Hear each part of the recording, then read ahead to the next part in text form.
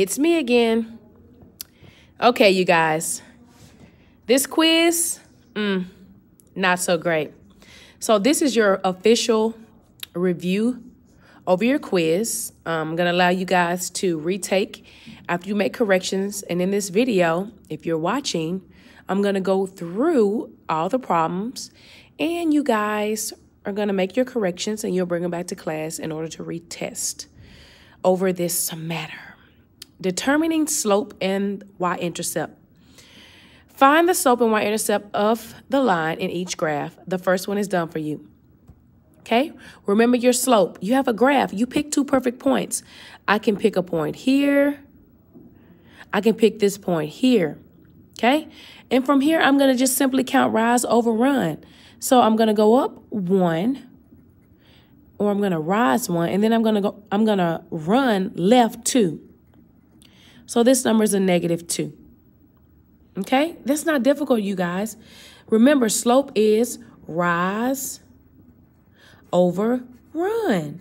You write your rise number at the top and your run number at the bottom. This line right here, it means divide. Okay? Just like with any other fractions, that line means divide. So it's a -1/2. You can leave it as a fraction, or if you change it to 0.5, I won't count that against you. Remember, your y-intercept is where your graph crosses the y-axis or where it touches the y-axis. This graph touches the y-axis at 5. So that's my y-intercept. Okay? Over here, again, I have a graph. I'm going to pick two perfect points. I'm going to pick -2, 0. And then I'm going to use... I use my y-intercept, which is 6. So each axis is counting by 1. So when I go up, that's 1, 2, 3, 4, 5, 6. And then I'm going to run 1, 2.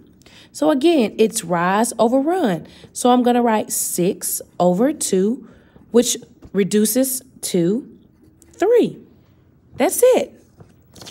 Now, down here at the bottom, they did not give me they again gave me a line, and they didn't give me the perfect points just like they did in number 1 and 2. I'm going to pick my own 2 perfect points. And a lot of y'all chose this point right here. But if you look closely, that is not on 5. It's right below 5.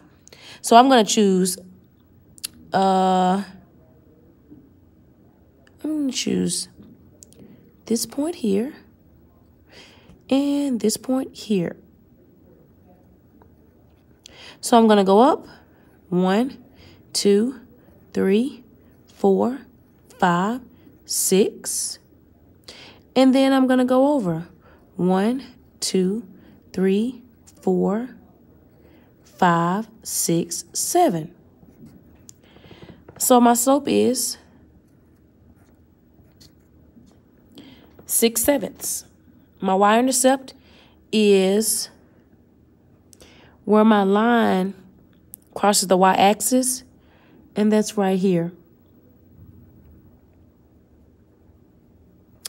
I would say that's just, that's a little past 5, but instead of writing a decimal, I'm going to allow you to use 5. And as a matter of fact, I'm going to allow you to use this point as one of your perfect points. So I'll either take 6/7 or I will take 5/6, because it's technically like 5.15 or something like that, 5.10. It's a little past 5, but I'll take that. If you wrote 6/7 or 5/6, I'll take those. And I'll take a y-intercept of 5 or like 5.15. We'll just guesstimate on that one. That was a little sketchy graph. Okay, and over here, 2 perfect points. My y-intercept first is 1. I can use my y-intercept as a perfect point, and I can also use 4, -2. I'm going to go up 1, 2, 3, then left 1, 2, 3, 4. And that's negative because I went left. So my slope is a -3/4. Okay, with a table, my y-intercept is 3. Wherever x is 0, the y